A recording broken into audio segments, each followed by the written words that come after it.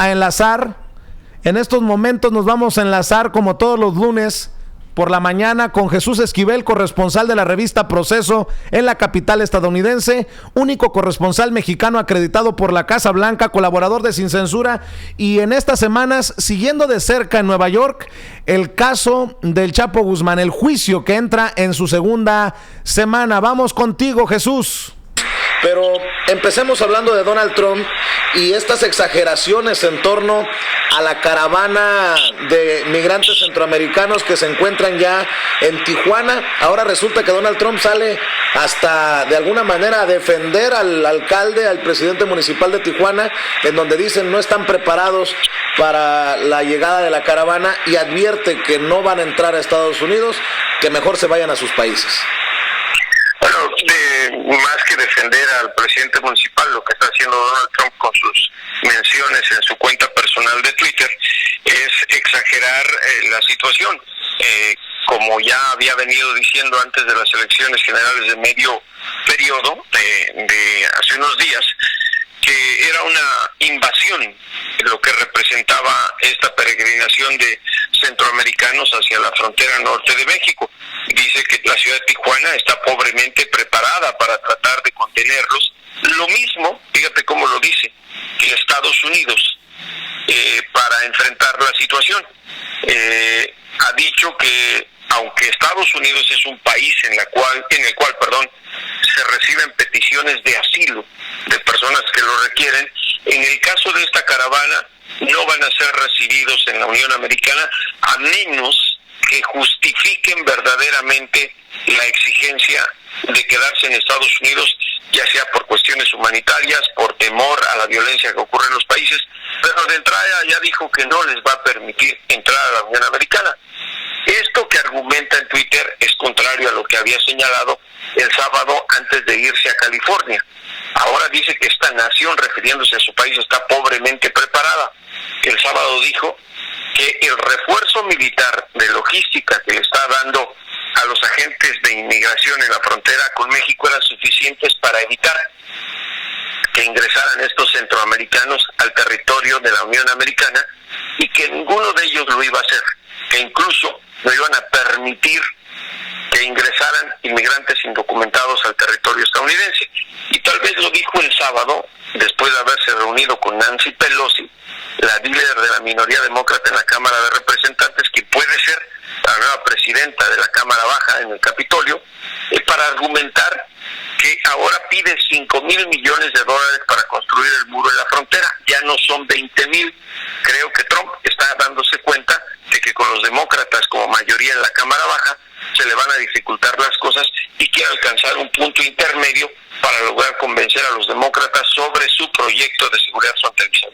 Después de este tuit en relación a lo que ocurre en Tijuana con la caravana, lanzó otro, Jesús, en donde dice que el término capturar y dejar en libertad, catch and release, es un término ya obsoleto y que ahora van a detener y mantenerlos en prisión, y que aquellos inmigrantes indocumentados que intenten cruzar hacia Estados Unidos, en muchas ocasiones con mucho orgullo, ondeando la bandera de sus países y que pidan asilo, van a ser detenidos y regresados. Aquí también es donde presiona a los demócratas para aprobar precisamente más seguridad en la frontera y el muro, de lo que estabas hablando precisamente, Jesús. Eso lo declaró el sábado, Vicente, que efectivamente, a diferencia de lo que venían haciendo gobiernos anteriores, y sobre todo ha criticado demasiado el de Obama, es que toda persona, y ya lo habíamos comentado, eso tiene que ver con el cambio a las reglas de solicitudes de asilos, que se queden en Estados Unidos mientras su proceso de solicitud avanza, se van a quedar no en libertad en el territorio estadounidense, sino en los refugios para migrantes que precisamente se están construyendo en algunos lugares en la frontera con México. Ahora, lo que está diciendo en referencia a los inmigrantes indocumentados, a los que reincidan en el cruce y sean detenidos, es que van a ser tratados como criminales. Se estaba burlando en términos de las banderas. Dijo, tanto quieren venir a los Estados Unidos, entonces ¿cómo es posible que anden portando banderas de sus países, de Honduras, de Guatemala y de El Salvador? odian a Estados Unidos. Eso fue lo que dijo el sábado en referencia a las banderas que pues portan algunos de los centroamericanos que vienen en estas caravanas. No se te olvide, Vicente, también que en materia migratoria Donald Trump quiere detener a los inmigrantes indocumentados centroamericanos y deportarlos a México para que sean las autoridades mexicanas quienes se encarguen de la repatriación de estos inmigrantes detenidos en Estados Unidos, algo que no logró hacer a finales de este sexenio de Enrique Peña Nieto y que ya ha dicho va a insistir en negociar con el que viene, el de Andrés Manuel López Obrador. Oye, Jesús, para cerrar con este tema de Donald Trump y los migrantes, en estos tweets Donald Trump dice, y lo mencionábamos, que Estados Unidos no está preparado para esta invasión, pero que no la vamos a permitir en términos de Donald Trump. Hemos visto ejercicios militares, ejercicios de las autoridades en la frontera. La pregunta es, ¿está o no está preparado Estados Unidos para enfrentarse a lo que viene con la caravana, que son muchas solicitudes, muchos trámites, muchos casos en la frontera? A ver, te decía que el sábado dijo primero que el respaldo militar hacía casi imposible que esas personas ingresaran.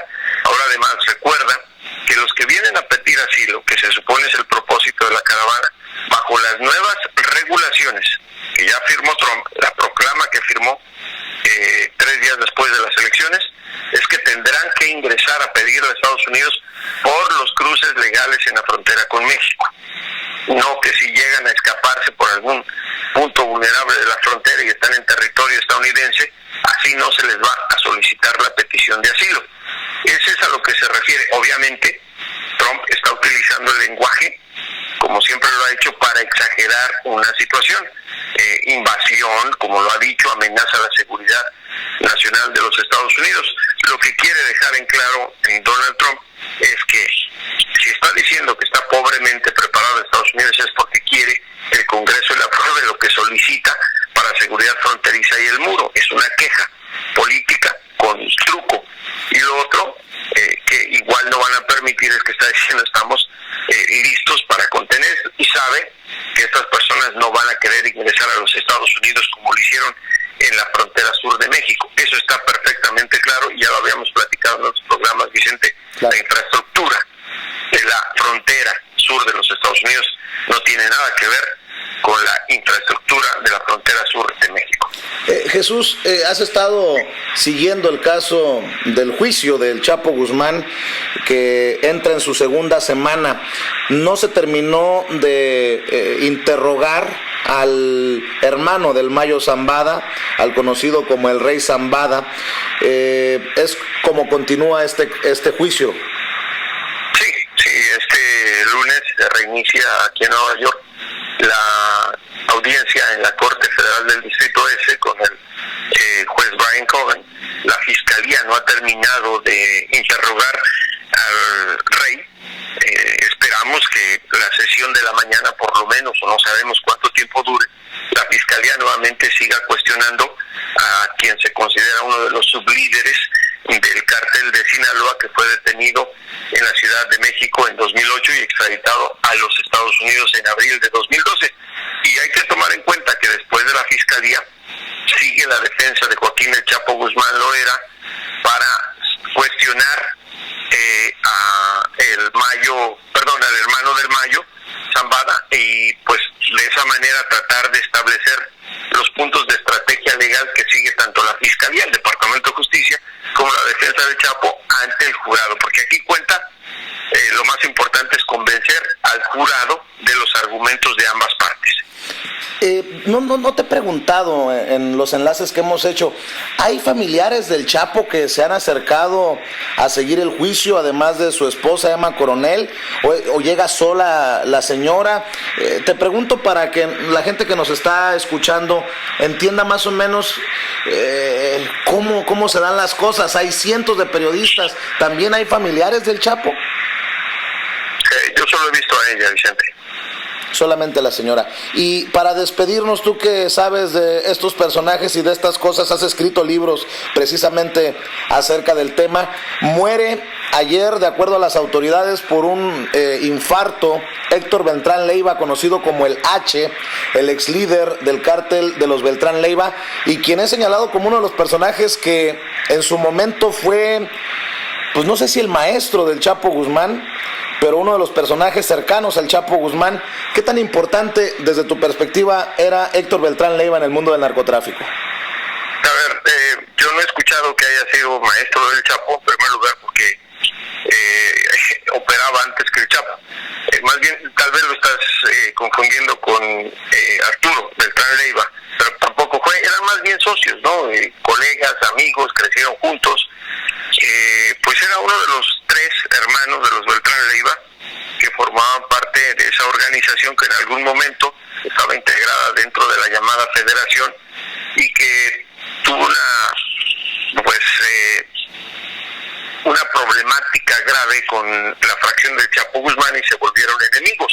Es una historia muy contada ya en México que no tiene mucho caso repetirla, pero pues era uno de los 3 cabezas. Él se supone que estaba más encargado de cuestiones financieras que operativas de la organización criminal, y bueno, pues en algún momento se pensaba que podría ser extraditado a los Estados Unidos, pero pues le ganaron otras cosas, los problemas cardíacos que tenía, y de acuerdo a lo que nos dio a conocer las autoridades mexicanas, pues falleció en un hospital en la ciudad de Toluca, Vicente. Muy bien, pues Jesús, estaremos al pendiente de lo que ocurra en esta semana, que muchos esperan sea explosivo también en el juicio del Chapo Guzmán. Ya estaremos confirmando la información contigo y te agradezco como siempre los enlaces acá en Sin Censura. Buenos días, Vicente. Gracias, Jesús. El reporte de Jesús Esquivel desde el lugar de los hechos, corresponsal de la revista Proceso en la capital estadounidense, único corresponsal mexicano acreditado por la Casa Blanca, colaborador de Sin Censura, y se va a poner sabroso, todo parece indicar esta semana, el juicio del Chapo Guzmán. Los colegas del periódico New York Times empezaron a circular este documento, mi querido David, en inglés, de la Corte, en el que se anuncia que el rey Zambada, el hermano del Mayo Zambada, declararía, entre otras cosas, la entrega de hasta $6 millones al actual presidente de México, Enrique Peña Nieto, en un restaurante, en 2 diferentes ocasiones. Ahí está el documento. Lo está viendo en pantalla. Y esto podría ser un golpe brutal para el presidente Enrique Peña Nieto. Dicen los abogados: juez, el rey Zambada va a testificar que su hermano sabía del primer escape del Chapo Guzmán y que organizó todo para ayudar al escape en 2001 y que después se reunió con él después de eso. Además, el rey Zambada pagó por petición del Mayo al actual presidente de México, no lo menciona por nombre, al actual presidente de México, the now incumbent president of Mexico, alrededor de $6 millones o más en dos ocasiones separadas en un restaurante, ojo, para que pudieran continuar con el trasiego de drogas, con el tráfico de drogas. Esto que lleva la firma de Anthony Mancuso, el oficial, el reportero oficial de la Corte, ahí en Nueva York, podría, en caso de concretarse esta declaración del hermano del Mayo Zambada, de que le pagaron $6 millones a Enrique Peña Nieto, sería un escándalo. Debería de ser un escándalo, porque estas declaraciones ya están bajo juramento. Bueno, ahí que quede esto. Y nada más para no dejar, quiero darle información acerca de la muerte del H, de Héctor Beltrán Leiva, uno de los hermanos Beltrán Leiva, que se encontraba detenido y esperando extradición. Murió extrañamente en un hospital de Toluca después de salir de prisión, de ser llevado por las autoridades. La Secretaría de Gobernación, a través de la Comisión Nacional de Seguridad y el órgano administrativo desconcentrado de Prevención y Readaptación Social, informó que ayer domingo, alrededor de las 16 horas, falleció en el Hospital Adolfo López Mateos de Toluca, Estado de México, tras sufrir un paro cardíaco, el interno Héctor Manuel Beltrán Leiva, conocido como el H. El reo, con número de expediente 3889-AJ-16, se encontraba recluido en el Penal Federal número 1 Altiplano desde el 2 de marzo de 2016, donde enfrentaba un proceso federal por varios delitos. Tras su fallecimiento, de inmediato se informó a las autoridades correspondientes para que se le realice la necropsia de ley y se dé aviso a sus familiares para que se efectúen los trámites correspondientes de entrega del cadáver y se les dé a conocer de manera oficial los resultados de su muerte, señaló la dependencia. Los hechos se registraron aproximadamente a las 3:07, cuando el encargado de la seguridad del penal reportó que Beltrán Leiva presentaba dolores intensos en el lado izquierdo del pecho, por lo que de inmediato médicos del Centro Federal le brindaron los primeros auxilios conforme a los protocolos.